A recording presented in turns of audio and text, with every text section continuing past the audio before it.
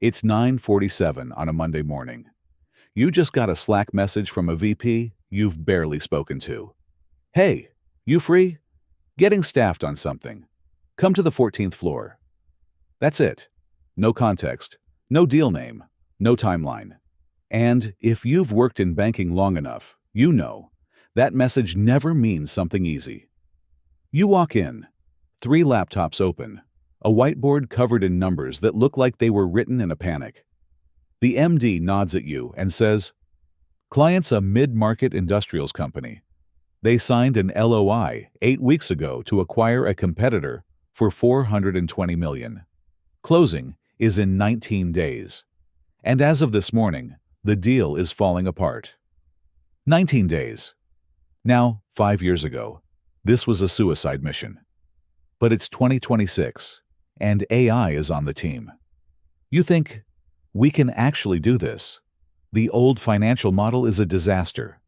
Circular references everywhere, built by someone who left the firm 2 months ago. In 2021, you'd spend 10 hours tracing references manually. Today, you drop the Excel file into Claude. 4 minutes later, every broken link is mapped, every flawed assumption flagged. You fix them in 2 hours. You build the lender deck the same way. Feed Claude the deal context, the financials, the industry. It drafts 30 slides in 6 minutes. You spend the afternoon polishing charts, language, benchmarks. By day 3, you have a deck that would have taken a full week in the old world. And this is where you make the first mistake. Because you start to believe the deal can be saved with speed. That if you just move fast enough, if AI compresses enough of the grunt work, you'll outrun the problem. Day 5. New data from the target company hits your inbox, and it's worse than anyone expected. Revenue concentration. 42% of the target's revenue comes from one single customer. And that customer's contract is up for renewal in 60 days. You build 3 restructuring scenarios. AI helps, generates drafts, stress tests the math. You pitch the earnout scenario to the lender. $30 million of the purchase price gets tied to that key customer renewing post-close. The lender nods. The MD smiles. For about 6 hours, you think you've saved it. Then the phone rings. It's day 7. The key customer, the one 42% of revenue depends on, just announced they're consolidating vendors. Publicly, in a press release. 2 hours ago. The lender reads the same press release you do.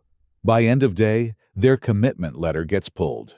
Not modified, not renegotiated, pulled, gone. You don't have a deal problem anymore. You have a no-deal problem. The client calls. They're panicking. They've told their board. They've told their employees. Walking away from this deal kills the CEO's credibility, and he knows it. He asks the MD, "Is there any way to save this?" The MD looks at you, the VP looks at you, and you realize this is the moment where AI stops being useful. Because there is no precedent for this. There's no template to draft. There's no model to rebuild. AI can tell you what 10 similar deals did in similar situations. But the answer isn't in the data. The answer is in the room. You spend the night not building anything, just thinking, reading the target's customer list, reading their pipeline, and you find something nobody else flagged. The target has been in quiet conversations with 2 other potential anchor customers for the past 4 months.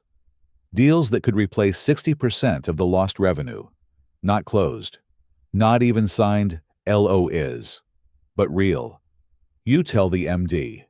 The MD doesn't say anything for a long time.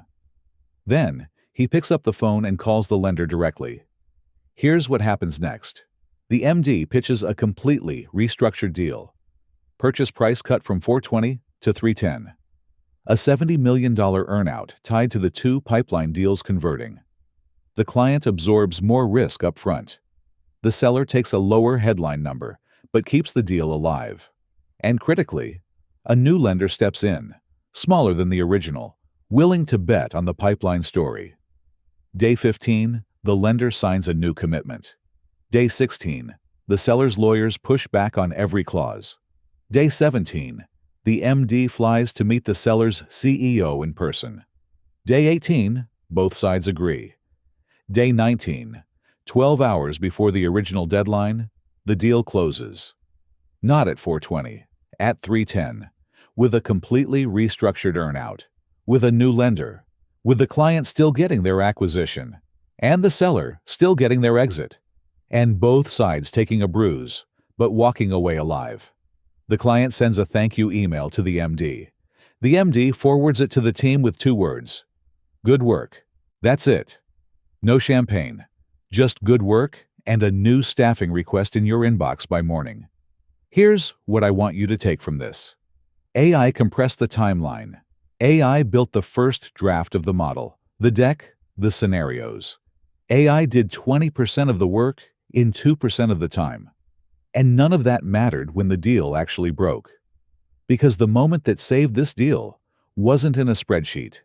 It was a banker reading a customer list at 2 a.m. and noticing something nobody else saw. It was an MD who made one phone call that no AI could have made. It was judgment, experience, relationships. AI didn't save this deal.